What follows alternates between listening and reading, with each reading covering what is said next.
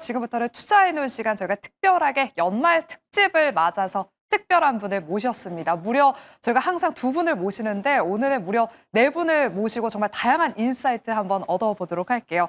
교보증권 여의도금융센터 최성환 부장, 유한타증권 W프레스티지 강남센터의 박진희 부장, 아이셋 김태성 본부장, SP인베스트 이주호 본부장 네 분과 함께하겠습니다. 어서 오세요. 네, 안녕하세요. 네, 우리 항상 수요일마다 우리 두 본부장님과 함께하는데 오늘은 또 두 부장님을 모셨습니다. 오늘 증권사 두 분과 또 우리 본부장님 두 분, 투자해놓은 원년 멤버 두 분을 모셔서 오늘 다양한 인사이트들 한번 얻어보도록 할게요.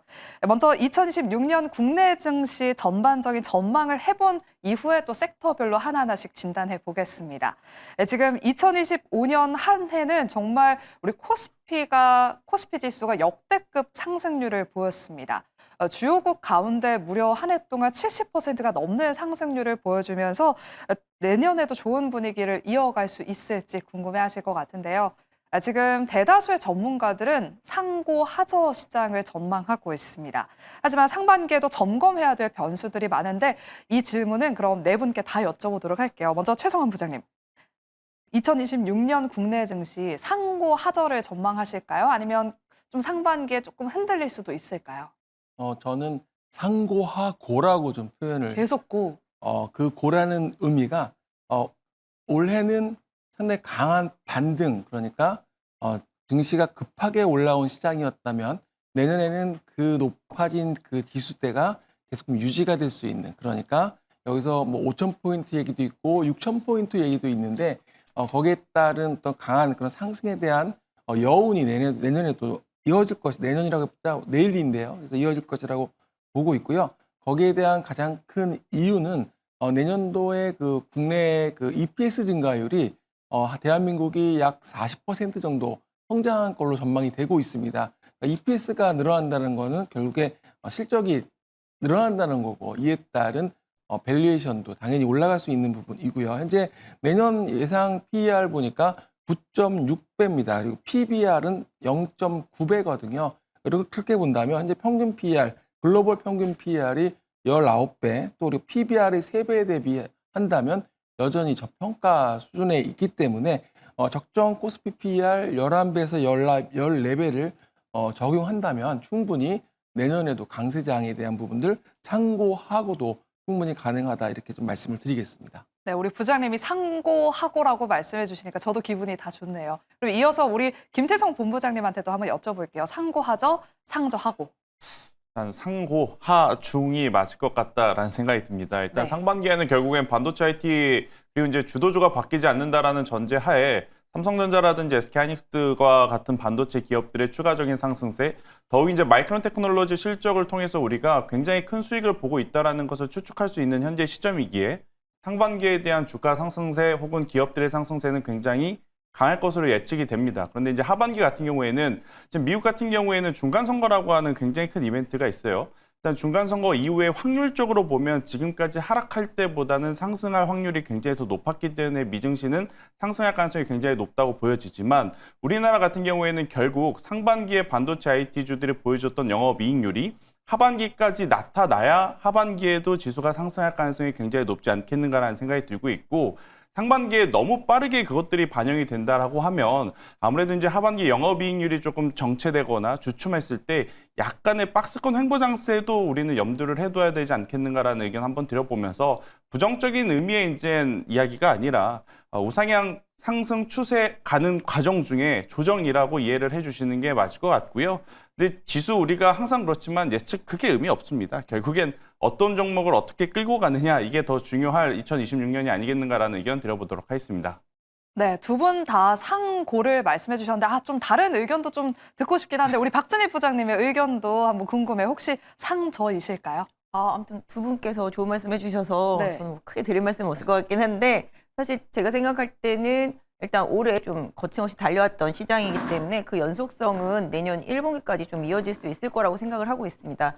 특히 이제 우리나라 기업들의 이제 내년 실적 전망치라든지 뭐 수출 뭐 이런 부분들 다 이제 주가에 많이 녹아 있는 상태가 되고 있기 때문에 그런 부분들을 1분기에 좀 확인하는 시간이 될 것으로 보여지고 있고요. 그 1분기에 그 확인하는 그 시간과 또 이제 그 이후에 이제 전망치 제시라든지 뭐 글로벌 변동성 이런 부분들과 조금 궤를 같이 할 가능성이 높기 때문에 제가 생각할 때는 1분기까지는 조금 좋은 흐름이 좀 나타날 수 있겠습니다만 그 뒤에는 조금 변동성이 좀 많이 나타날 수도 있다라는 생각을 하고 있습니다. 그래서 내년에는 지수보다는 조금 더 섹터와 종목 이런 부분들에 조금 집중력이 더 생길 수 있는 한 해가 될 것 같고요. 좀 변동성이 중간 부분에 좀 많이 강해질 것 같고 내년 하반기쯤에 이제 금리 인하가 다시 좀 시작되면 그때 좀 시장이 다시 또 바란스를 좀 잡아 나가지 않을까 싶습니다. 네, 그럼 이 질문의 마지막으로 또 우리 이주호 본부장님한테도 한번 여쭤보도록 할게요. 다 이제 지수보다는 오히려 종목과 그런 섹터에 더 집중을 해야 된다라고 말씀해 주셨는데 우리 본부장님의 의견은요?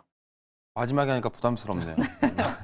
저는 일단 상고하저인데요. 네. 저가 약간 저가 아니라 중저 약간 이런 아. 느낌인데 왜 이 말씀 드리냐면 일단 지금 반도체뿐만이 아니라 AI 섹터 중심으로 지금 마지막에 강한 랠리가 나왔습니다. 그래서 내년에 CES 2026뿐만이 아니라 이제 온디바이스 AI로 그러니까 피지컬 AI를 적용하는 과정 속에서 그동안 많이 만들었던 AI 칩이 이제 디바이스로 적용되는 단계이기 때문에 이거에 대한 기대감은 계속 나올 가능성이 높다. 근데 이제 중요한 거는 우리가 올해 딱 매를 맞았던 섹터가 딱 크게 화장품이 있습니다. 근데 화장품 같은 경우만 딱 예를 들어보면 기대치가 굉장히 높았어요. 그러니까 2, 3분기 때 실적이 나왔을 때 실적이 그렇게 못 나온 건 아니었는데 워낙 기대치가 높다 보니까 밸류 부담 속에서 지금 2분기 실적, 3분기 실적 발표할 때 엄청난 급락이 나왔습니다. 그래서 저는 하반기 정도 됐을 때는 이 부분에 의한 좀 조정도 나올 수 있겠다라는 생각이 드는 게 그동안 지금 너무 잘하고 있기 때문에 이거에 대한 눈높이가 높아질 수밖에 없는 상황이고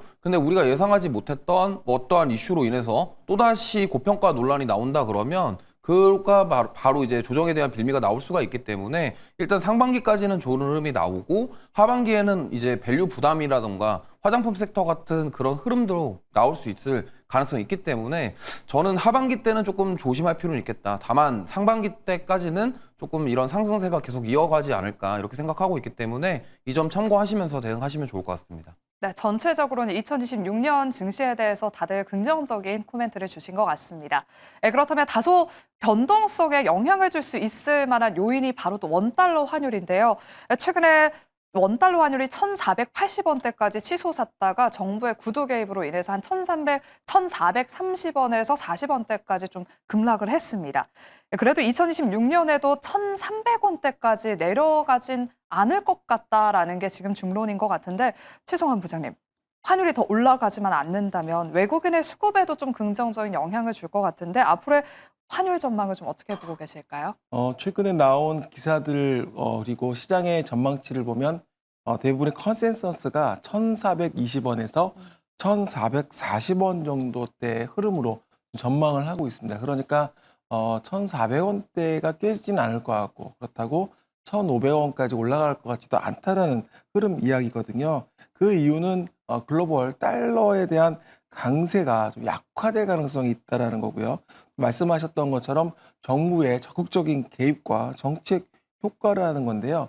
최근에 좀 나오는 이야기는 엔캐리 트레이드에 대한 얘기 계속 나오고 있습니다. 이 부분은 다소 좀 시장에서 우려하고 걱정하는 부분을 이야기하시는 분들도 계신데 결국에는 그동안에 장기적으로 일본에서 그런 초저금리 그러한 제로금리 수준의 금리에서 돈을 차입해서 그런 고수익 자산에 투자했던 자금들이 일본이 금리를 올리면 이게 이제 그쪽을 팔고 돌아온다는 얘기거든요. 근데 이러면서 또 금리에 대한 이야기도 나올 수가 있는데 전체적으로는 그때는 다소 변동성은 발생할 수 있겠지만 현재는 말씀드린 것처럼 크게 원화 환율은 좀 안정될 가능성이 높다 이렇게 보고 있습니다. 네, 1,420원에서 한 40원대 부근에서 박스권 흐름을 말씀해 주셨습니다. 그렇다면 또 증권사의 컨센서스는 또 어떨지 좀 궁금한데 우리 박진희 부장님한테도 한번 여쭤보도록 할게요. 원달러 환율 많은 분들이 일반 투자를 안 하시는 분들도 뉴스에서 계속 환율 이야기가 나오다 보니까 관심이 많으시더라고요. 우리 생활과 또 밀접하게 연관이 있기도 한데 원달러 환율 좀 안정될 수 있을까요? 근데 사실 지금의 환율이 뭐 IMF 이후 가장 높다라고 맞아요. 뭐 얘기를 네. 많이들 하고 있습니다. 증권사에서도 뭐 방금 이제 최 부장님 말씀하신 대로 어느 정도 이제 공감대를 많이 형성하고 있는데 제가 봐도 지금 이 환율이 상당히 조금 불편한 건 사실입니다. 지금 뭐 고환율의 뭐 이유로 뭐 정부에서는 이제 서학개미들을 뭐 지목하기도 했었습니다만은 실질적으로 본다라면 우리 기업들이 또 이제 미국과 이제 관세와 관련되는 협약 때문에 또 미국에 또 내년에 투자를 많이 해야 됩니다. 그렇기 때문에 달러를 국내로 들여오지 않고 있었던 상황에서 계속적으로 좀 환율이 불안한 부분들도 있었고 또 특히 미국보다는 우리나라에서 유동성 증가율이 상당히 높았습니다. 그러다 보니까 국내에 워낙 많이 풀리다 보니까 그로 인해서 환율이 더 약해질 수밖에 없었던 상황이거든요. 하지만 또 내년도 정책을 보면은 또 상당히 또 확장적인 정책을 또 쓰게 됩니다. 국내에 보면은 뭐 일단 내년도에 이제 뭐 정부의 예산안 규모가 일단 1,000조가 넘어가니까 계속적으로 이제 국채 발행도 있었고 또 이런 부분들로 인해서 환율이 쉽게 하락하기 좀 쉽지 않다. 거기에다 또 우리 기업들이 뭐 수출도 일단 잘하고 있지만 번 돈을 안으로 가져오지 않고 있기 때문에 이런 불편함이 계속 이어지고 있기 때문에 국민들이 좀 체감하는 환율이 상당히 조금 불편할 수 있겠는데요. 제가 봐도 환율이 고환율이 갑자기 이렇게 급전직하하기는 쉽지 않다라는 생각을 하고 있습니다. 그래서 지금의 고환율이 어느 정도 좀 완화되기 위해서는 뭐 기업들의 뭐 실적도 당연히 좀 중요하겠습니다만은 정부에서 계속 유인책도 쓰고 있잖아요. 뭐 미국 주식 좀 정리하고 한국으로 오면은 뭐 혜택을 준다 이런 식으로. 하지만 뭐 또 그런 마음들도 쉽게 돌아오게 하기도 또 쉽지 않다.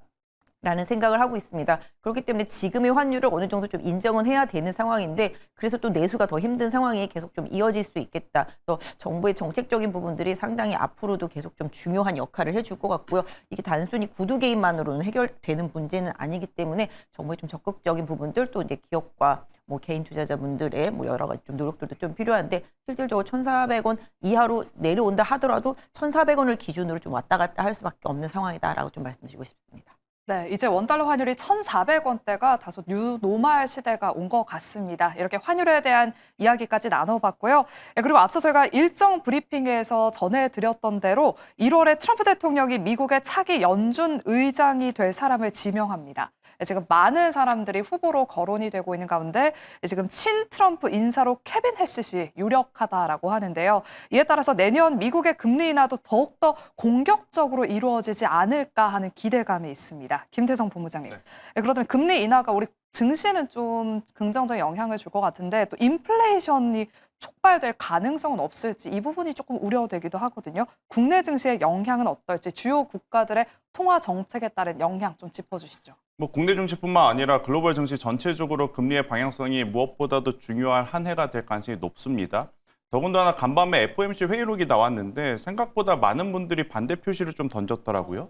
6분이나 이번에 금리 인하하는 것에 대해서 반대 표시를 던졌고 물론 이유가 셧다운을 통해서 우리가 확인할 수 있는 자료가 없으니 이번에 인하하는 것은 조금 무리이지 않겠느냐라는 이유였기 때문에 다소 이제 비둘기파적 이유라고 하긴 하겠지만 그래서 6분이나 반대를 했다는 것은 조금은 우리가 경계를 해야 된다라고 좀 말씀드릴 수는 있을 것 같고 지금 현재 미국의 증시도 마찬가지고 우리나라 투자하신 분들도 마찬가지고 케빈 해시시라는 분이 비둘기파적인 분들 중에 가장 비둘기파적이기 때문에 만약 그분이 파월 연준 의장의 후임이 되게 되면 내년에 적어도 3번 이상의 금리 인하는 할 수 있지 않겠느냐라고 하는 것이 지금 주가 지수에 많이 저는 녹아 들어 있다라는 생각을 하거든요. 그렇게 되었을 때 가장 중요한 포인트는 1월일 것 같습니다. 1월에 이제 두 가지가 결정이 되죠. 금리 동결 가능성이 굉장히 지금 높아진 상황인데 여기서 우리가 봐야 될 건 1월 달에 나오는 고용 지표에 대해서 시장이 어떻게 반응을 하는지 여부가 가장 중요하다라고 좀 보시면 될 것 같아요. 만약에 1월 고용 지표를 딱 꺼냈는데 생각보다 괜찮다 그러면 또 금리 인하 횟수에 대해서 많은 분들이 또 부정적으로 생각을 하실 수밖에 없는 상황이기에 저는 지금 우리가 이것을 내년에 몇 번 하겠다, 언제 하겠다라고 미리 예측을 하는 것보다 1월 달에 고용 데이터를 한번 보고 일단 1월 FOMC 같은 경우에는 현재 기준으로 봤을 때는 동결 가능성이 굉장히 높은 상황이라 조금은 아쉽지만 만약에 고용 데이터가 좋지 않아서 1월 달에도 금리 인하해야 된다라는 분위기가 조성이 된 상황이라면 내년에 3번 정도는 기대 가능하지만 그렇지 않다면 2번 정도 한다고 미리 예상을 하시고 매매 전략에 녹여내시는 게 더 맞지 않겠는가라는 의견.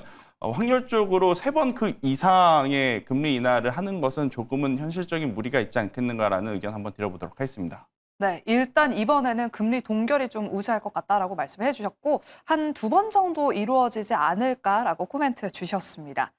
그리고 2026년 하반기에는 미국의 중간 선거가 기다리고 있습니다. 한국에서도 6월에는 지방 선거가 기다리고 있는 만큼 최근에 12월의 마지막 거래일에 그 지방 선거에 대한 정책 기대감으로 뭐 저출생 관련 종목들 움직였고 또 중소형 건설주들도 움직이면서 벌써 한 6개월 남은 지방 선거에 대한 기대감이 벌써 시장에 반영이 되고 있는데요.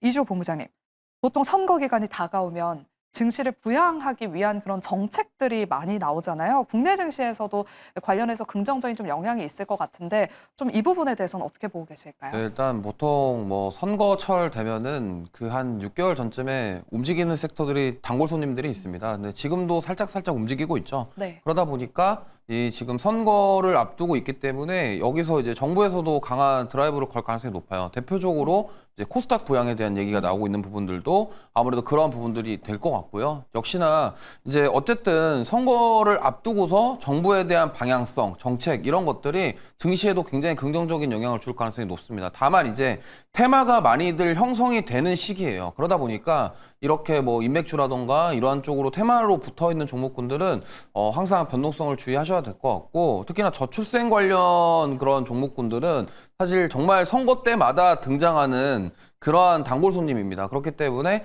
저 선거가 끝나기 전에는 변동성이 크면서 상승이 나오지만 끝나고 나면은 소리 소문 없이 다 그대로 빠지는 경향이 있기 때문에 이쪽을 투자하실 때는 좀 주의를 하실 필요가 있을 것 같고요. 미국 중간 선거도 마찬가지입니다. 결국에는 트럼프 대통령이 이거를 빌미로 좀 강한 드라이브를 걸 가능성이 높기 때문에 지금 계속적으로 얘기를 하고 있는 게 금리 인하죠. 금리 인하를 통해서 계속 증시를 부양하려는 의지를 계속 강하게 드러낼 것입니다. 그렇기 때문에 미국도 그렇고 우리나라도 그렇고 어쨌든 이런 선거라던가 이런 것들을 앞두고서 정부에서는 일반적인 스탠스 자체가 좀 부양을 하려는 의지를 많이 보여주기 때문에 이러한 부분도 한몫할 것 같고요. 앞서 말씀드린 것처럼 전반기에 상황을 좀 보는 이유는 좀 대부분 다 이러한 이벤트들이 다 있기 때문에 긍정적으로 보지 않을까 이렇게 생각하고 있어서 뭐 사실은 이제 내년에 투자를 계획하시는 분들이 주의하셔야 될 거는 저는 바로 인맥주라던가 이런 테마주들을 좀 조심하자. 그러니까 뭐 잘 들어가셔가지고 뭐 천일고속 같은 종목을 잘 잡으면은 굉장히 큰 수익이 나죠. 근데 반대로 잘못 선택을 했을 경우에는 좀 큰 손실이 발생할 수도 있기 때문에 이러한 것들만 좀 염두를 해두셔서 대응하시면 좋을 것 같습니다.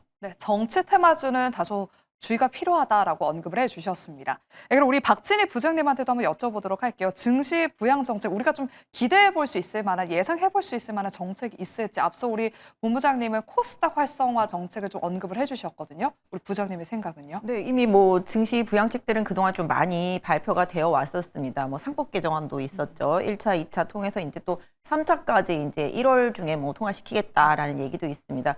결국은 이제 뭐 주주들의 이제 뭘까요?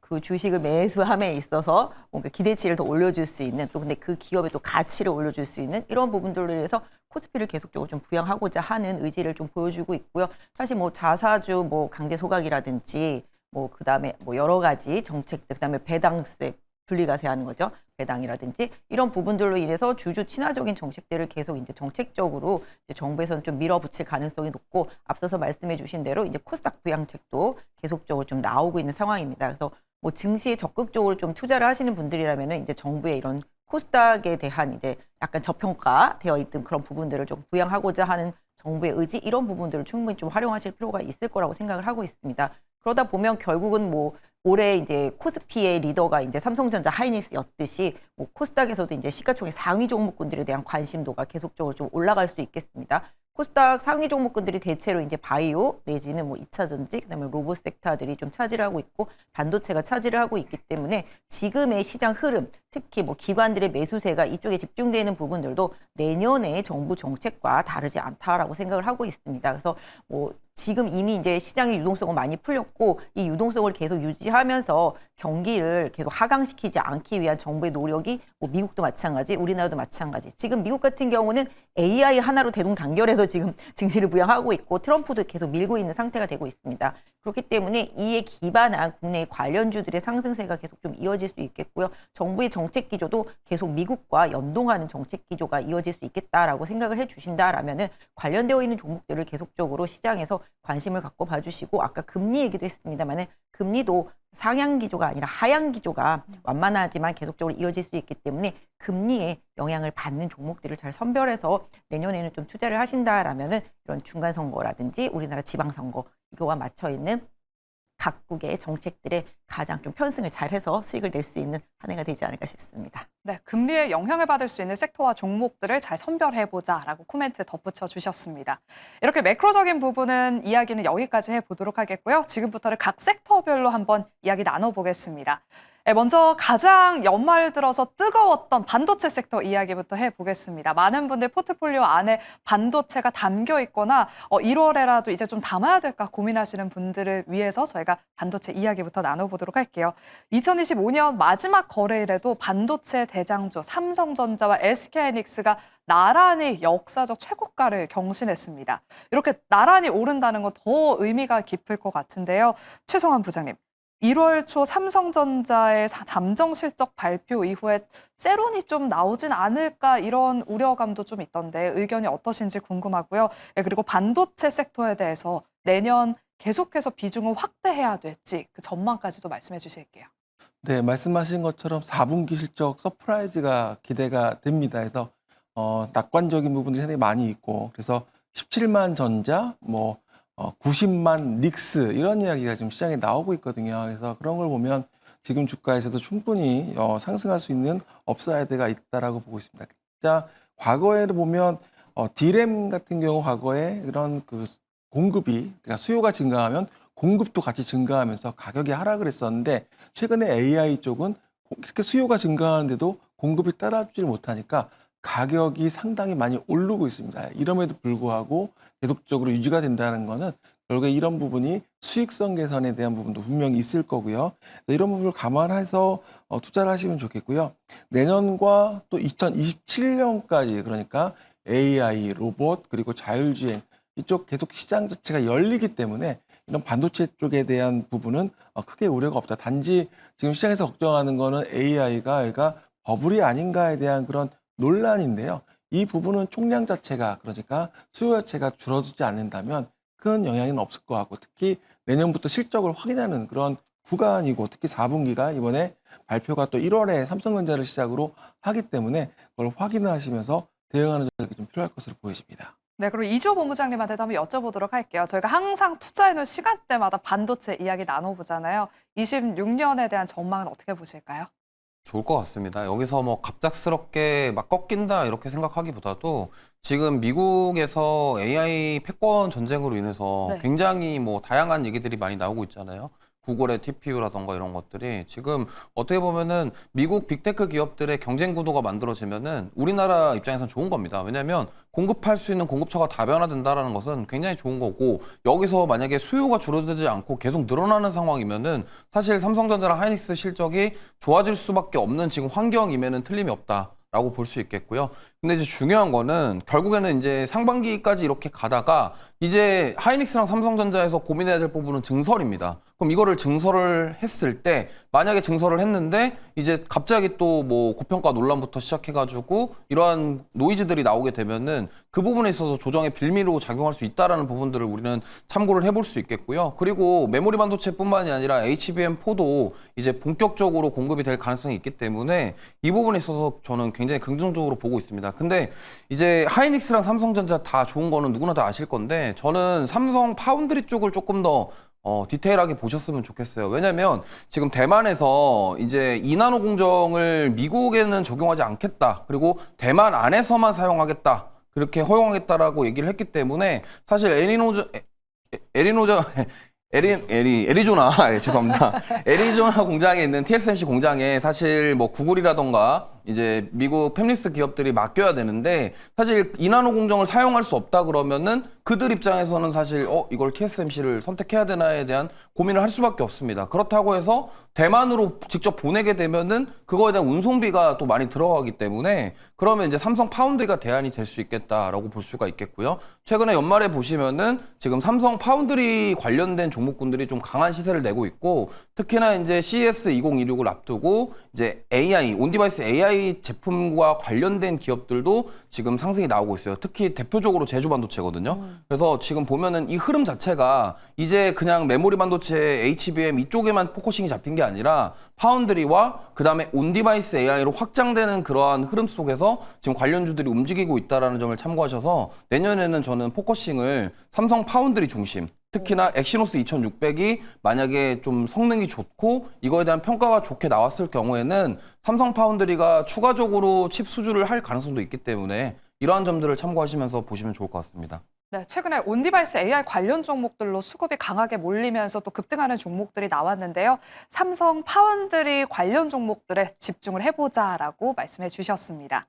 네, 그리고 특히나 연말엔 트럼프 대통령이 제네시스 미션이라는 이름의 행정명령을 통해서 AI를 국가 안보급으로 격상시키겠다라는 포부를 밝혔습니다. 제가 지난주 연말 특집에서도 이 제네시스 미션이라는 이 단어를 좀 꼭 기억하셔야 된다라고 답변을 들었던 게 기억이 나는데요. 박진희 부장님, 제네시스 미션 기업에 많은 AI 인프라 기업들이 참여를 합니다. 2026년에도 AI 전력에 대한 중요성이 높아질 것 같은데 최근에 우리 국내 증시에서는 좀 쉬어갔잖아요. 어떻게 해당 섹터 앞으로의 전망은 좀 어떻게 보실까요? 전력 쪽? 네, 사실 전력이라는 게 저도 재작년서부터는 계속 이제 미국의 이제 송배전망과 관련되어 있는 기업들을 계속 이제 말씀을 드리고 다니고 있었는데 사실 이제 지금 제네시스 미션이라는 게 이제 모든 거 이제 AI로 대동단결해서 이제 트럼프가 그와 관련되어 있는 모든 인프라 이런 부분들을 강화시키기 위한 뭐 미국의 정책인데 그러다 보니까 거기서 가장 중요한 게 지금 전력입니다. 사실 반도체가 부족해서 데이터 센터에 문제가 생기는 게 아니라 지금 전력이 부족한 게 미국의 가장 문제거든요. 미국의 이제 전력과 관련되어 있는 부분들이 상당히 노후화돼 있고 이런 부분들이 전부 이제 해안선 주변으로 멀리 포진되어 있는데 집중적으로 이제 전기를 써야 되는 곳들은 이제 내륙 쪽에 다 많이 있다 보니까 이걸 이제 다 이전시키기 위해서는 오래된 낙후된 이런 부분들을 다 많이 교체해야 되는 부분이거든요. 그런 부분들로 인해서 우리나라 기업들이 상당히 좀 수혜를 많이 받고 그 과정 중에서 이제 효성중공업이 가장 많이 오르고 또 이제 뭐 현대 일렉도 그렇고 LS 일렉도 그렇고 또 그 외에 이제 전선 업체들도 상당히 좀 많이 오르긴 한 상태입니다. 그래서 최근에 이제 뭐 ESS까지도 이제 같이 연결돼서 많이 오르고 있는데요. 이 전력 인프라와 관련되어 있는 부분들은 뭐 또 최근에 원전이랑도 또 연결이 되고 있습니다. 이 안정적인 전력을 계속적으로 좀 공급해줘야 되는 부분들이 있기 때문에 이런 데이터 센터와 또 SMR 뭐 이렇게 같이 연결이 되고 또 송배전 시스템 이런 부분들까지 다 연결이 되면서 미국의 안정적인 AI 시대를 맞이하기 위한 전력 인프라가 가장 큰 숙제였었는데요. 이런 부분들이 사실 아직 해결이 된 거는 아닌데 그 기대감으로 우리 기업들이 상당히 좀 많이 올랐고요. 이런 부분들이 실질적으로 이제 수익으로 강하게 좀 다가오는 부분들을 뭐 내년, 내후년까지 이제 확인해야 되는 부분입니다. 다만 이제 전력 인프라 관련 주들은 AI나 반도체가 갈 때 같이 움직이는 경향들이 상당히 강하지만 최근에 다른 섹터들이 부각이 되면서 많이 좀 주저앉아 있었거든요. 최근에 좀 반등을 하고 있습니다만은 다만 이 기대치를 좀 주가에 계속적으로 좀 반영시키기에는 주가가 많이 오른 건 좀 사실입니다. 그래서 실적에 대한 전망, 기대치 이런 부분들이 상당히 좀 많이 좀 주가에 녹아 있기 때문에 사실 실질적으로 그 기업들의 실적이 어떤 면에서 본다라면은 처음에 성장세에 대한 폭발적인 기대감으로 주가가 많이 올라갔지만 그 다음에는 그 기대치만큼의 실적을 계속 보여주는 구간이 필요하고요. 그 보여주는 구간 안에서 뭔가 서프라이즈가 계속 이어져야 되는데 이 서프라이즈가 없이 뭔가 예상치 안에서 계속 이제 실적이 나와준다라면은 주가에 대한 관심, 뭐 메리트 이런 부분들이 떨어질 수밖에 없는 상황이라고 생각을 하고 있습니다. 그래서 일단은 내년에는 그 기대치를 확인해가는 과정이라고 생각을 하고 있고요. 그 과정 안에서 확실히 시장에서 그 전력기기라든지 전선, 뭐 그런 전력 인프라, 원전이라든지 관련되어 있는 기업들에 대한 가치를 다시 좀 재평가할 수 있는 시간이 필요한데요. 일단은 좀 고평가되어 있다는 논란, 또 많이 올랐다는 그런 논란, 이런 부분들을 좀 불식시키기 위해서는 좀 시장의 유동성이라든지 수급 이런 부분들이 더 확실하게 더 들어와 줘야 되는데 지금 시장은 다 로봇이나 반도체 이런 쪽으로 많이 쏠려 있기 때문에 이쪽이 그동안 또 과거 한 3년 동안 올랐잖아요. 방산 조선이랑 함께. 그렇기 때문에 약간 올드한 패션 같은 느낌이 살짝 있습니다. 그래서 약간 실적은 꾸준히 좋아질 것 같지만 뭔가 도파민을 확 올릴 만한 폭발적인 부분들, 이런 부분들은 이미 좀 시장에서 인식을 하고 있다. 이런 부분들을 조금 조심하셔야 될 것 같고요. 어느 정도 좀 추세 안에서의 박스권 대응, 이런 부분들이 내년에는 조금 더 필요할 것 같습니다. 네, 그럼 우리 김태성 본부장님한테도 한번 질문 드려보도록 할게요. 11월 초에 뭐 효성중공업도 100만 원 찍고 200만 원 찍고 LG 현대일렉트릭도 뭐 100만 원까지 돌파하고 흐름 보였다가 최근에 네. 기간 조정을 겪고 있습니다. 트럼프 대통령의 이 제네시스 미션으로 다시 한번 전고점을 뚫어줄 수 있을지 우리 부장님은 올드 패션이다, 좀 새로운 바람이 필요하다라고 말씀하시긴 했어요. 클래식한 거라고 좀 표현드리고 싶고요. 일단 반도체 IT는 저는 꺾이지 않는다라고 보고, 그렇게 되었을 때 전력 인프라가 마지막까지 힘을 내줄 저는 유력한 섹터 중에 하나다라고 좀 보여집니다. 데이터 센터를 짓기 전부터 지금 전력에 대한 이야기를 하고 있고, 짓고 있는 와중에 병목 현상이 반도체 칩이 아니라 다들 전력에 대한 이야기들을 하고 있다는 게 공통점일 것 같고요. 이제 데이터 센터가 다 지어놓으면 그게 혼자 돌아가는 게 아니죠. 전력 인프라가 계속 필요하다라는 겁니다. 그렇기 때문에 전력기기와 전선을 저는 여러분들이 꼭 한번 보셨으면 좋겠는데, 일단 전력 같은 경우에는 아마 좀 지금의 밸류가 부담이 된다고 느끼실 분들이 충분하실 것 같아요. 그래도 저는 보셔야 된다는 이야기를 드리고 싶은 게, 미국의 하이퍼스케일러 기업들이 최근에 가장 많이 진출하려고 하고 있는 대륙이 어디냐라고 하면 인도입니다. 인도에 우리나라 효성중공업도 그렇고 HD현대일렉트릭도 그렇고 LS일렉트릭도 그렇고 각자만의 판로를 지금 확보를 해서 인도 시장에도 지금 진출을 하기 위해서 무던히 노력을 하고 있거든요. 이렇게 되었을 때 지금 유럽과 북미 여기에 플러스 알파 시장에 진출을 하는 것이기에 이들에게는 또 다른 새로운 모멘텀이 이제 붙었다라고 좀 말씀드릴 수 있을 것 같고, 그리고 이제 어제와 그제 이틀 동안 어떤 현상들이 있었냐면 구리 가격과 해당 종목분들이 연동이 됐다는 걸 여러분들이 아마 보셨을 겁니다. 지금 금과 은과 구리의 가격이 뭐 중간중간에 변동성은 나오겠지만 계속해서 올라갈 가능성이 높아 보이지 않습니까? 특히나 구리 같은 경우에는 상대적으로 금보다 은보다 훨씬 더 올라갈 룸이 높다고 지금 알려져 있는 상황이기 때문에 원자재 가격이 올라가는 만큼 판가를 전가를 한다라고 했었을 때 저는 전선주들에게는 굉장히 좋은 기회일 수 있겠다라는 생각이 들어요. 그래서 이제 가격적으로 부담이 되신 분들은 전력보단 전선을 보시는 게 좋을 것 같고, 전선 쪽을 보실 때 육상 케이블과 해상 케이블이 있는데, 해상 케이블이 동일 면적, 그러니까 똑같은 미터를 설치하더라도 구리가 3배 정도 육상 케이블보다 해상 케이블이 더 많이 들어간다고 알려져 있거든요. 그렇게 되면 대원전선처럼 자동차 케이블은 약간 소외받을 수는 있겠지만, 대한전선처럼 지금 수주 잔고가 높고 LS 마린 솔루션 같은 경우에는 LS 전사적으로 지금 어떻게 보면 원팀이 되어버렸지 않습니까? 이런 쪽은 조정이 나올 때마다 우리가 한번 이용해 볼 필요는 있지 않겠는가라는 의견을 한번 드려보도록 하겠습니다. 네, 전력보다는 전선이 낫다라고 코멘트 주셨습니다. 네, 다음으로 또 조정받고 있는 조방원 섹터 이야기 나눠보도록 할게요. 하반기부터 조선과 방산, 원전, 상반기에는 조방원이 시장을 이끌었는데 하반기부터는 큰 조정을 겪고 있습니다. 네, 그래도 조선에서는 아직 마스카 프로젝트에 대한 기대감이 상존해 있고요. 방산에서도 최근에 수출 소식이 들려오면서 꿈틀대고 있습니다. 이주호 본부장님. 원전도 지금 미국과의 협력 모멘텀이 꺼지지 않은 상황인데 2026년에 그렇다면 좀 끌고 가볼 만한 섹터 혹은 좀 가장 먼저 반응할 만한 섹터는 어디라고 보실까요? 여기 3개 중에 하나 고르자면 저는 방산 생각하고 있거든요. 방산이요? 네, 왜냐면 지금 25년도 수출 데이터도 긍정적이고요. 이제 4분기 실적도 저는 굉장히 좋을 것 같습니다. 그리고 이제 폴란드를 비롯해서 2차 계약을 바탕으로 이제 계속적으로 얘기가 나올 가능성이 높아요. 그렇기 때문에 이 부분이 구체화된다 그러면 사실 방산 같은 경우는 실적 모멘텀으로 상승할 가능성이 충분히 있다라고 생각을 하고 있고요. 그다음에 지금 많은 분들이 알고 계시겠지만 러시아 우크라이나 종전이 쉽지 않을 것 같습니다. 왜냐하면 지금 뭐 미국이랑 유럽이랑 우크라이나랑 러시아랑 다 얘기가 달라요. 그러니까 러시아 같은 경우는 그 점령지를 자기네 땅이라고 하고 있고, 우크라이나는 우리 땅인데 뭔 소리냐 하고 있고, 그다음에 미국이랑 유럽은 이제 동유럽 같은 경우는 우크라이나 편 들고, 이제 서유럽은 미국이랑 똑같이 일단 이 상태에서 마무리하자, 즉 이런 취지거든요. 그러면은 여기서 영토 문제가 가장 중요한데 이게 과연 종전이 될 것이냐에 대한 의구심이 자꾸 드는 거고, 그다음에 종전 가능성에 대한 얘기가 나왔는데 지금 보면은 방산이랑 재건주랑 같이 움직였어요.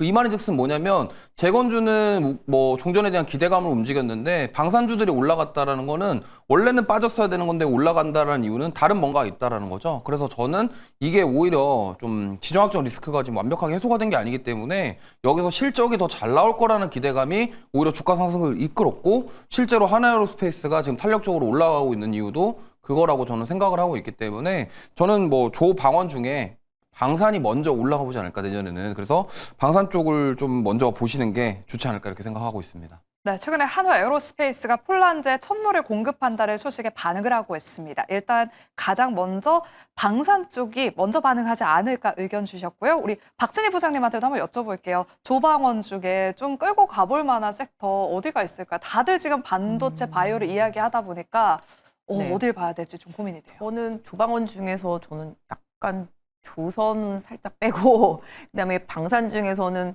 하나 에어로스페이스 같은 경우는 지금 우주항공이랑도 같이 연결이 되고 있기 때문에 그 안에서는 그 종목만 좀 일단 좀 관심 있게 보고 있고요. 원전을 좀 계속 좋게 봅니다. 그래서 원전 같은 경우는 아까 저희 뭐 에너지 전력과 관련되어 있는 내용도 말씀드렸습니다만은 앞으로 계속 이 원전 시장 뭐 SMR 중심으로 한 원전 시장이 계속 에너지원으로 강하게 부각이 될 거라고 보고 있기 때문에 원전 시장 계속 좀 부각이 될 것 같고 그 안에서 뭐 부산 에너빌리티라든지 그 외에 뭐 아시다시피 많이 오른 종목들 많이 있습니다만은 계속적으로 이제 글로벌 수주 계속 좀 이어질 것 같고 미국 내 투자도 계속 이어질 것 같고 미국 내에서도 원전 상당히 좀 많이 지을 거라고 좀 예상이 되고 있기 때문에 계속 에너지와 관련되어 있는 부분들은 반도체, AI, 로봇에 대해서 떼어낼 수 없는 구조라고 생각한다라면은 그 부분에 조금 더 집중해 주시면서 뭐 약간 방산이나 조선은 종목별로 좀 대응하시고 에너지 섹터 계속적으로 좀 긍정적으로 보고 있습니다. 네, 그리고 다음 질문은 금융주와 지주사에 대한 이야기도 좀 나눠보겠습니다. 2025년에 코스피 지수가 4,000포인트를 단숨에 갈 수 있었던 데는 두 차례 이루어진 상법 개정이 또 큰 몫을 했는데요. 그동안 코리아 디스카운트로 지목됐었던 소극적인 주주 친화 정책이 이번 상법 개정을 통해서 주주 중심의 정책으로 전환이 됐습니다. 최성환 부장님, 26년에는 또 3차 상법 개정에 대한 기대감이 큰 상황입니다. 금융주와 지주사도 좀 봐야 되지. 한차 상법 개정한다고 핫하다가 요즘 또 조용해졌었어요. 네, 아마도 이제 올해는 정책에 대한 그런 세우고 입법하고 개정하고 이런 시기였다면 내년부터는 그런 부분들이 이제 실행되는 단계, 그러니까 플랜이었다면 이제 액트, 행동하고 실현돼야 되는 부분입니다. 그래서 말씀하셨던 것처럼 상법 개정을 통해서 지배 구조가 개선되고 또 그리고 배당이 확대가 되고 또 분리과세, 또 주주 환원 정책이 이루어지는 부분들이 내년에 이제 본격적으로 이루어진다라면 역시 기업들 입장에서는 ROE가 이제 증가하는 그런 부분을 분명히 기대할 수가 있습니다. 그래서 분명히 금융권과 또 지주사 관련돼서 좀 보시면 좋을 것 같고요. 특히 은행권, 그러니까 하나, KB, 신한 등 이러한 은행권에 대해서는 계속적인 관심이 좀 필요할 것으로 보여지고요. 그리고 전체적으로 본다면 역시 미국이 내년에 또 11월에 중간 선거가 있다라는 점에서 그들의 어떤 정책도 분명히 국내에 영향을 줄 수 있기 때문에 국내에서는 재정 확대라든지 금리 인하라든지 이 부분도 눈여겨 같이 보시면 좋을 것 같습니다. 네, 이렇게 코스피 시장 쪽 이야기 나눠봤고요. 다음은 또 많은 분들이 궁금해하시는 코스닥 쪽 이야기 나눠보겠습니다. 2026년에는 뭐 코스닥 활성화 정책에 따라서 뭐 코스닥 중소형주 위주로 봐라 뭐 이런 이야기도 들려서 코스닥 쪽을 바라봐야 되나? 그런데 코스피에는 삼성전자와 또 SK하이닉스가 있는데 고민이 많으실 텐데요. 일단 지금 코스닥 쪽에서는 1월 초에 CES라는 정말 큰 이벤트가 기다리고 있습니다.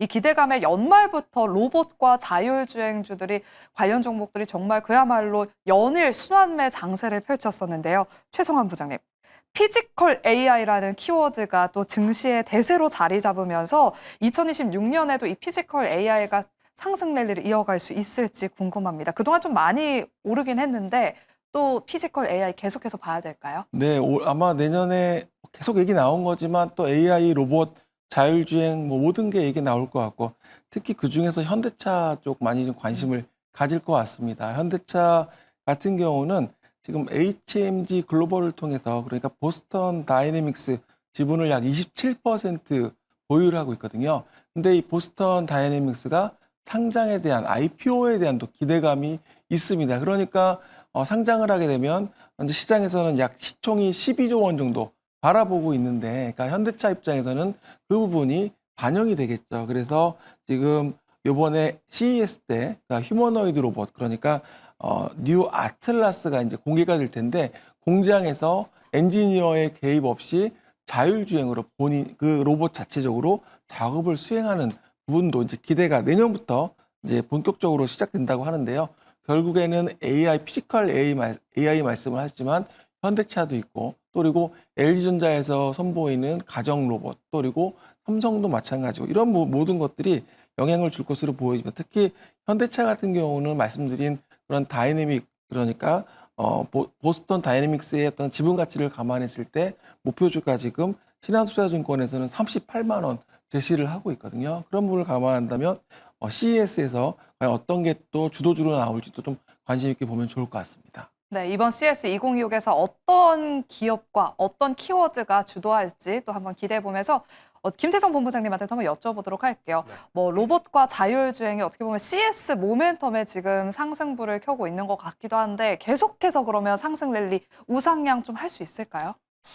길게 보면 그럴 가능성이 높은데 네. 약간의 단점은 너무 단기간 안에 많이 올라왔다라는 부담은 있을 것 같습니다. 사실 우리가 코스닥 지수 이야기를 할 때 빼놓고 이야기를 할 수 없는 게 2차 전지인데, 2차 전지가 여러분들도 아시다시피 지금 LG엔솔과 포드, 그리고 LNF와 테슬라와의 어떤 좋지 못한 소식들이 들려오면서 거기서 빠져나온 자금들이 로봇주로 좀 급하게 몰려간 감이 없지 않아 있는 저는 흐름이라고 보여지거든요. 더군다나 그런 상황에서 지금 CES를 봐야 되는데, 또 이제 CES에서 우리가 로봇 부스와 함께 어디 부스가 가장 인기가 있을 거라고 예측을 하냐면 자율주행 쪽입니다.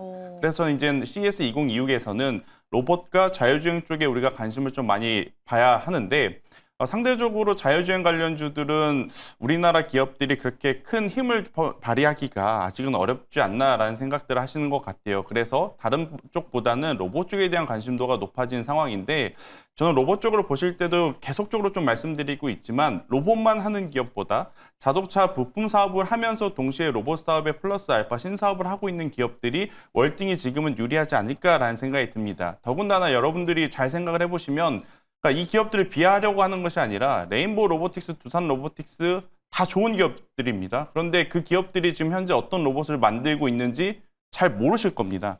그러니까 테슬라라든지 중국의 기업들은 본인들의 기술이 지금 어디까지 진행되어 왔는지, 대표 제품이 무엇인지 영상을 통해서든 매체를 통해서든 많이 노출을 시켰거든요.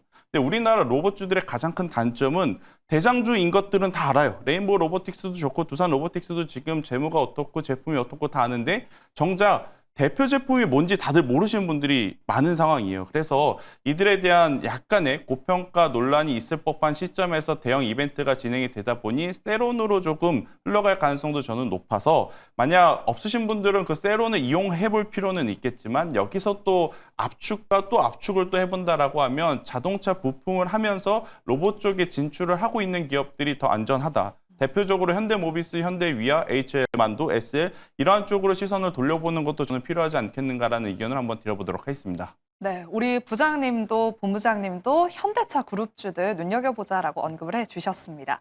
네, 그리고 이렇게 로봇과 자율주행과 함께 또 미래 신성장 산업으로 우주항공 테마가 최근에 시장에서 또 핫했습니다.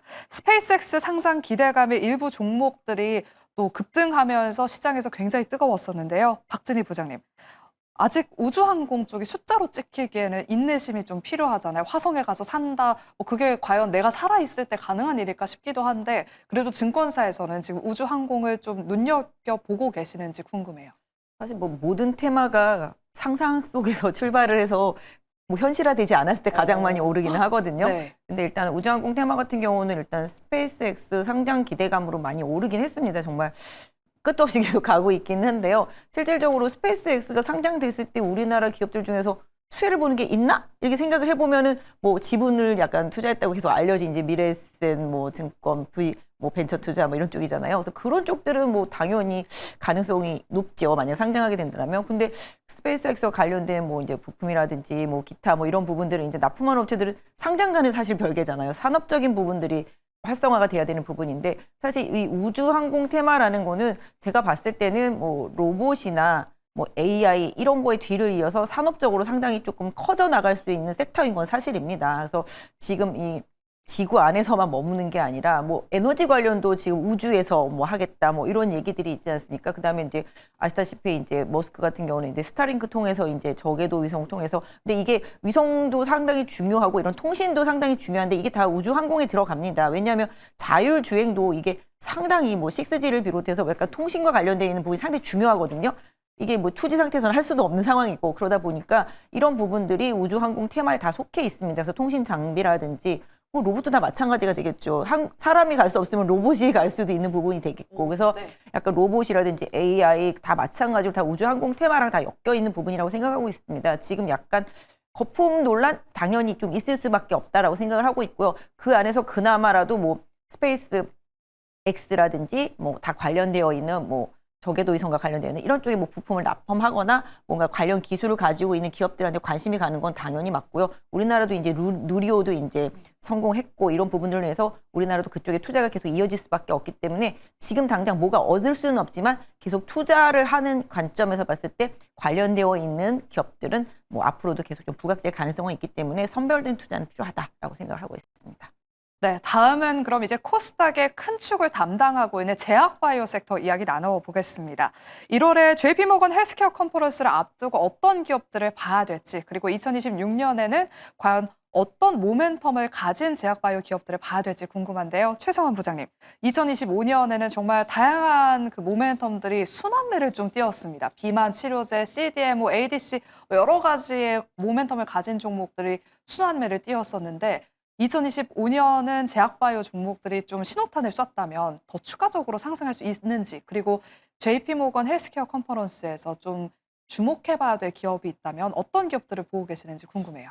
저는 올해 제약바이오를 보면서 굉장히 많은 걸 좀 느꼈거든요. 그동안에 기대했던 것들이 반영되면서 또 주가가 상당히 많은 퍼포먼스를 내고 그중에 하나가 올해 시어스 테크놀로지라는 회사가 하나 있었습니다. 그 회사는 올해 템베거라는 이름으로 불리면서 지금 주가가 10,000원 언더에서 13만 원까지 올라가는 상당히 급한 상승을 보여주었는데요. 그런 걸 보면은 다양하게 지금 제약바이오가 그동안에 돈 버는 바이오도 많이 생기기 시작했고 또 그동안의 성과가 신약 개발 중심에서 이제는 또 ADC라든지 여러 가지 다양한 적응증의 어떤 그런 부분에 서로 협업을 해서 글로벌 빅파마와 함께 기술 이전을 하는 여러 가지 성과가 나타났습니다. 21조 원 올해 기술 수출을 했다라고 하는데 내년에도 저는 제약바이오는 충분히 그런 기대감이 이어질 거라고 보고 있습니다. 그게 시작이 1월 달에 JP모건 헬스케어 행사에서 시작될 것 같고요. 또 관련된 기업들이 지금 많이 이야기 나오고 있습니다. 최근에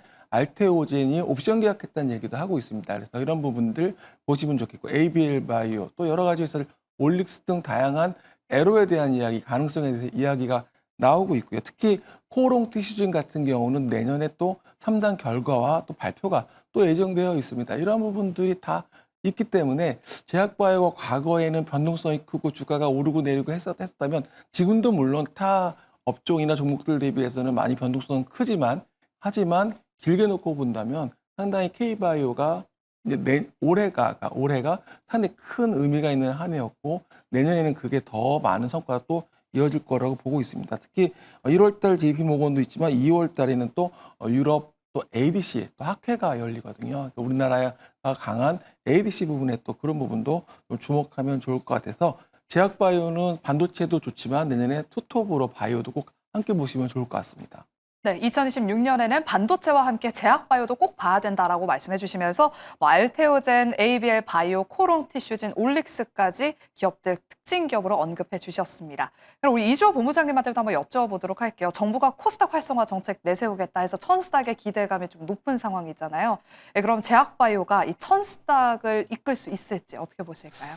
뭐 사실 충분히 가능하다라고 생각을 합니다. 왜냐하면 우리나라 지금 바이오테크 기업들의 기술 이전이 점점 늘어나고 있습니다. 이제 여기서 멈추는 것이 아니라 앞으로 추가 기술 이전도 저는 계속 될 것이다라고 생각하고 있거든요. 근데 지금 보시면은 비만 치료제라던가 이제 이중항체, 뭐 ADC 관련된 기술 이전 이런 것들에 대한 기대감 속에서 바이오테크 중심으로 좀 굉장히 강한 상승이 나왔어요. 이제 이 다음에도 저는 계속적으로 그 테크 기업들 위주로 강세를 보일 건데 이제 우리는 이 안에서 또 추가적으로 참고해야 될 거는 저는 CDMO 쪽이라고도 생각을 하고 있거든요.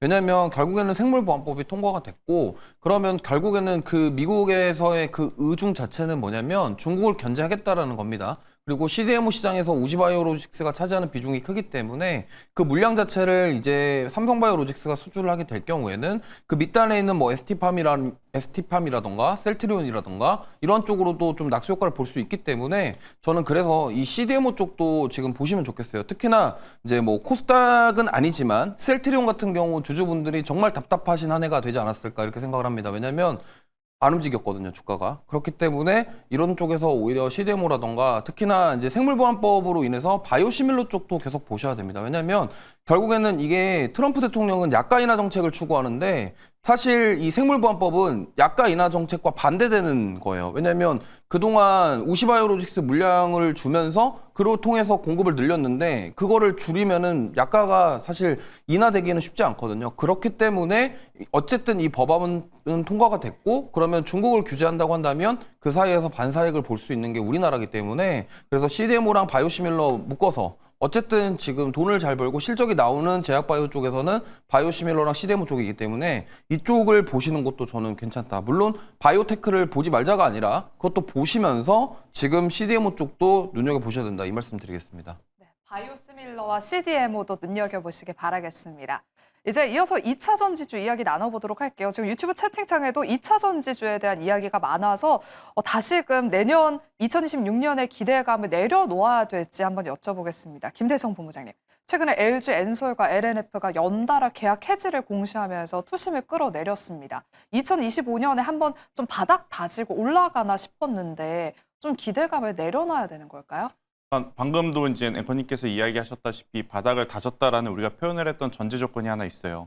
더 이상 2차 전지 전기차 관련해서는 안 좋아지진 않겠다. 이것보다 더 악재는 없지 않겠느냐였는데 일단 그것보다 더 큰 악재가 일단 12월 달에 2건이 지금 발생이 된 거죠. 그래서 전제 조건이 좀 무너지다 보니 2차 전지 전체에 대한 투심이 악화될 수밖에 없다. 그러면 2차 전지를 바라보는 시각은 굉장히 극명하게 나뉠 수밖에 없는데 좋은 것을 찾아볼래야 지금 딱 2개밖에 없더라고요. 일단 첫 번째 가격에 대한 메리트. 근데 이것도 싸게 보시는 분들이 있겠지만 여전히 그들의 본업을 놓고 보면 아직도 비싸다라고 생각을 하시는 분들이 많아서 이것 또한 또 확실한 어떤 조건은 아닌 것 같고 일단 두 번째로 우리가 그래도 부여잡고 싶은 부분은 ESS 에너지 저장 장치가 있지 않느냐라는 건데 사실 이게 전체 매출에서 차지하는 포션이 적어도 30%에서 40% 혹은 50%가 넘어가는 기업이면 괜찮습니다. 다른 이제 부진한 사업부를 ESS 에너지 저장 장치에 대한 성장과 상승으로 메꿀 수가 있으니까. 하지만 전체 매출 포션에서 ESS 에너지 저장 장치가 20%도 안 되고 10%도 채 안 되는 기업들이 지금 실제 많거든요. 그러한 기업들 같은 경우에는 지금 기대할 언덕은 탄산리튬 가격이 올라가고 있어서 가지고 있는 재고 자산에 대한 재평가 이거 하나밖에 없는 상황이라 이것만 보고 지금 투자를 하는 게 맞을 건가? 이건 고민은 좀 해보실 필요는 있을 것 같습니다. 저도 참 죄송스러운 이야기를 드려야 되는 게 8월달, 9월달만 하더라도 이제는 전기차 관련해서 더 이상 나올 악재는 없지 않겠는가? ESS 에너지 저장 장치가 심폐소생술은 해줄 수 있으니 그때 가격은 이용해 보셔도 괜찮지 않겠나요? 라고 좀 말씀을 드렸는데 그때보다 지금 어떻게 보면 투심이 더 악화된 상황이지 않습니까? 그러한 상황이라서 저는 2차 전지주들을 여기서 뭐 좋다 나쁘다 평가를 하는 것보다 우선 우리가 올해 한번 느꼈다시피 바닥을 확인하는 그러한 기간들이 좀 먼저 필요한 것 같아요. 더 이상 밀려 내려가지 않는 어떤 특정한 가격대, 특정한 포인트들을 먼저 확인을 한 다음에 그 다음에 이제 이 기업과 혹은 이 섹터가 올라올 만한 요소들이 냉정하게 봤을 때 적어도 3가지 이상 있으면 투자를 해도 괜찮지만 그렇지 않다면 2차 전지가 아니더라도 지금 투자할 만한 곳, 투자할 만한 기업들 너무 많은 상황에 2차 전지까지 긍정적으로 말씀드리기에는 좀 어렵지 않겠나라는 의견 드려보도록 하겠습니다. 네, 그럼 마지막으로는 한한령 해제 섹터 이야기 나눠보겠습니다. 이재명 대통령이 1월 초에 중국을 방문해서 시진핑 국가주석과 정상회담을 가진다는 소식이 들려왔습니다. 덕분에 마지막 거래 애프터마켓에서 한한령 해제와 관련된 섹터가 또 시장 급등을 했었는데요. 최성환 부장님, 엔터와 화장품도 최근에 워낙 반도체, 성장 이쪽이 가다 보니까 쉬었었는데 좀 연초에 한중 정상회담 모멘텀을 받아서 반전의 계기를 마련할 수 있을까요? 네, 어제 보니까 하이브, 엔터 그리고 YG까지 모두 다 강세로 마감을 했습니다. 그러니까 K-팝에 대한 그런 드림 콘서트가 홍콩에서 2월에 열린다고 하고 중국의 현지 TV로 또 방영 생방송으로 한다고 합니다. 그러니까 그동안의 한한령으로 인해서 중국 내 공연이나 또 이런 부분이 상당히 제한이 있었다면 이 드림 콘서트를 통해서 이제 중국에서 다시 한번 본격적으로 K-팝 또 그리고 K 컨텐츠가 활동할 수 있는 부분, 특히 공연에 대한 부분도 기대를 많이 높아지고 있다라고 말씀을 드리겠고요. 특히 하이브, 특히 BTS가 내년에 상반기에 이제 컴백을 합니다. 완전체로 컴백을 하고 또 새로운 곡으로 또 월드 투어까지 진행을 한다고 하는데요. 이 표가 그러니까 뭐 10만 원이 넘습니다. 근데도 6만 명 그 관객이 꽉 찹니다. 그렇다고 본다면 이게 횟수가 늘어나면 늘어날수록 당연히 매출이나 실적이 좋아질 수밖에 없습니다. 지금 증권사들은 내년도 하이브에 대한 실적 목표가를 보니까요. 매출액은 47%가 늘어나는데 영업이익은 670%가 늘어난다고 보고 있거든요. 이런 걸 감안해서 접근하시면 좋을 것 같습니다. 네, 엔터주에 대해서 또 실적 상향 기대감이 있는 섹터다라고 언급을 해주셨습니다. 이렇게 저희가 오늘 네 분과 함께 코스피 대형주부터 뭐 코스닥 중소형주까지 정말 다양한 섹터들, 종목들 좀 이야기를 나눠봤었는데요. 2026년 성공 투자를 위해서 그렇다면 우리 개인 투자자분들 포트폴리오를 어떻게 꾸려봐야 될지 제가 미리 좀 네 분께 만약에 계좌가 100%라면 어떤 비중으로 각 섹터들을 좀 비중을 꾸려봐야 될지 여쭤봤습니다. 화면을 통해서 우리 네 분의 포트폴리오 전략을 한번 확인해 보도록 할게요. 일단 네 분 다 반도체가 30%로 동일합니다. 그럼 먼저 이쪽부터 우리 이주호 본부장님부터 한번 갈까요? 일단 반도체 30%에 로봇 20%, 그다음에 AI 소프트웨어랑 바이오 엔터 골고루 해서 10%를 주셨어요. 네, 일단 저는 반도체 뭐 다 좋게 보시니까 반도체 제외하고 지금 로봇이 역시나 내년에도 좀 시세가 나올 것 같고요. 여기서 저는 좀 특이한 게 통신 장비를 좀 보셨으면 좋겠습니다. 통신장비요. 왜냐면은 우리가 이제 많은 분들이 생각하시기에 로봇이 이제 활성화되는 거는 이제 다들 알고 계십니다. 그러면은 공장 자동화되면서 로봇이 투입이 됐을 때 그 로봇에다가 뭐 머리에든 어디에든 랜선 꽂고서 하시진 않을 거 아니에요. 그러면은 통신 속도가 빨라져야 됩니다. 그리고 피지컬 AI 개념이 적용이 되려면 결국엔 피지컬 AI 개념 자체가 로봇이 스스로 학습하고 추론해서 행동을 바꾼다가 피지컬 AI 개념입니다. 그러면은 통신 속도가 빨라야 되고 어쨌든 로봇이 뭔가 시행착오를 겪었을 때 빠른 추론이 가능하게 하려면은 결국에는 서버랑 통신을 해야 된다는 거죠. 그래서 이 통신 속도라던가 이런 것들이 좀 부각을 받을 것이기 때문에 저는 통신 장비를 내년에 좀 유심히 보셨으면 좋겠고요. 그다음에 미국의 또 국방 수권법 통과되면서 거기에 이제 주파수 경매 내용도 같이 있습니다. 그렇기 때문에 주파수 경매까지도 함께 보시면서 보시면 좋겠고 그다음에 AI 소프트웨어까지 이렇게 좀 보시면 좋지 않을까 이렇게 생각하고 있습니다. 네, 다음은 우리 박진희 부장님의 포트폴리오 전략도 한번 들어볼게요. 네, 뭐 장황하게 썼지만 실질적으로 놓고 본다면 개인 투자자분들이 내년에도 필승 전략을 짜기 위해서는 네. 결국은 유동성 시장 안에서 시가총액 상위 종목군들을 양시장에서 고르게 편입하시는 전략이 맞겠고요. 섹터별 대장주들을 주도적으로 좀 편입하시는 게 좀 맞겠다. 특히 지금 금리가 낮은 상태잖아요. 기술주 성장주들을 꾸준히 조금 많이 편입해 두시고 저는 개인적으로 봤을 때 내년에는 턴어라운딩 기업들 그러니까 최악이었지만 내년에는 뭔가 실적 면에 있어서 더 이상 망가질 데가 없이 이제 돌아갈 수밖에 없는 결국은 이제 실적이 답이다라고 좀 말씀을 드리고 싶고요. 내년에는 좀 안 좋았던 산업 안에서 턴어라운딩 되는 기업들에 대한 관심이 필요하고요. 실질적으로는 좀 현대차 그룹주들하고 이제 로봇 섹터 잠깐 연결해서 같이 좀 봐주시면 좋을 것 같고 정말 많이 망가진 뭐 건설 섹터나 이런 쪽들도 저는 의외로 좀 괜찮다라고 보고 있습니다. 최근에 수급도 좋고요. 정부의 부양 의지, 뭐 공급 전략 이런 부분들과도 좀 맞닥뜨려져 있고 주가도 워낙 싸기 때문에 가격적인 부분들 좀 봐주시고요. 뭐 바이오 섹터는 상반기에 계속적으로 좀 관심을 갖고 봐주신다라면 좋을 것 같고 로봇과 좀 자동차, 현대차 그룹 연결해서 같이 좀 대형주들 또 코스닥의 시가총액 상위 종목 20위권 안에 있는 종목들 꼭 봐주시면 좋을 것 같습니다. 네, 시가총액 상위주와 함께 섹터별로 대장주 보자라고 말씀해 주셨고요. 예, 그리고 이제 막 턴어라운드 되는 종목들을 발굴해야 된다라고 포트폴리오 전략 세워주셨습니다. 이어서 우리 최성환 부장님의 포트폴리오 전략도 한번 체크해 볼게요. 반도체와 바이오 아까 투톱으로 가야 된다라고 말씀해 주셔서 각각 30% 주셨고요. 2차 전지와 로봇, 조방원, 현금 이 네 가지 다 10%면 너무 작은 거 아니에요? 저는 앞서 상고하고라고 말씀을 드렸잖아요. 맞아요. 네. 내년에 분명 장은 좋을 것 같은데, 근데 좋음 속에서도 분명히 선택하고 집중할 필요가 있을 것 같습니다. 시장이 차별화되는 시장이 올 것 같고요. 그렇다고 본다면 강세장 속에서 소외를 받을 수가 분명히 있습니다. 그렇다고 본다면 선택을 잘 해야 될 것 같고요. 그래서 저는 반도체와 바이오를 투톱으로 반바지. 그래서 2차 전지 같은 경우는 뭐 당연히 지금 ESS가 뜨고 있고 로봇이나 조방원대에 대한 부분도 있고요. 그래서 종목의 선택이 좀 어려우시다면 ETF를 매매하셔도 굉장히 좋거든요. 그 종목들을 한 바구니에 담을 수가 있기 때문에 좋은 종목들을 그래서 저는 상고하고 안에서도 분명 차별화는 있을 것이다. 그래서 선택과 집중이 중요하다라고 말씀드리겠습니다. 네, 개인적으로는 상고하고를 말씀하신 우리 최성환 부장님의 그 전망이 딱 들어맞았으면 좋겠어요. 일단 2차 전지 로봇 조방원 현금 각각 10% 그리고 반도체와 제약바이오 투톱 전략 말씀해 주셨습니다. 그리고 ETF까지 눈여겨보자라고 말씀해 주셨으니까요. 종목 고르기가 어려우신 분들은 ETF도 있다라는 점 잘 체크 포인트로 삼으시면 좋을 것 같습니다.